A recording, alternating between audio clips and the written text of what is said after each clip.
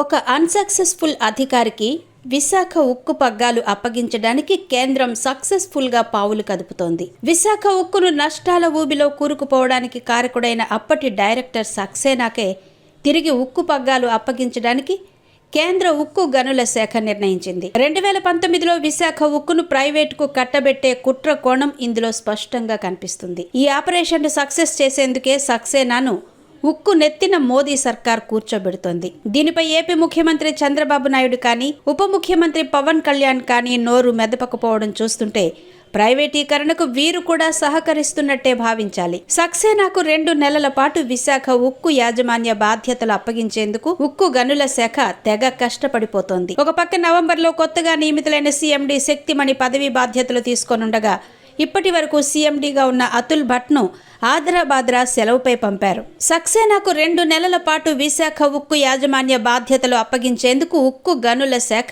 తెగ కష్టపడిపోతోంది. ఒక పక్క నవంబర్లో కొత్తగా నియమితులైన సీఎండీ శక్తిమణి పదవి బాధ్యతలు తీసుకోనుండగా ఇప్పటి వరకు సీఎండీగా ఉన్న అతుల్ భట్ను ఆదరాబాదరాగా సెలవుపై పంపారు. డైరెక్టర్ బాక్షికి సీఎండీగా అదనపు బాధ్యతలు అప్పగించారు. ఇప్పుడు బాక్షిపై పెత్తనానికి సక్సేనాకు అదనపు బాధ్యతలు అప్పగించడానికి అధికారిక ఉత్తర్వులు సిద్ధంగా ఉన్నాయి. 2019లో విశాఖ ఉక్కు డైరెక్టర్గా వెలగబెట్టి ప్లాంట్ను వెనక్కి నడిపిన విఫల అధికారిగా అజిత్ కుమార్ సక్సేనాకు పేరుంది. అటువంటి సక్సేనా తన రాజకీయ పలుకుబడితో ఇప్పుడు ప్రభుత్వ రంగ సంస్థ మెయిల్ సీఎండీగా వ్యవహరిస్తున్నారు. విశాఖ ఉక్కు సర్వనాశనానికి కారకుడైన అధికారికే మళ్లీ పగ్గాలివ్వడాన్ని నిలువరించే ఎటువంటి ప్రయత్నం ఏపీ ప్రభుత్వం నుంచి జరగలేదు.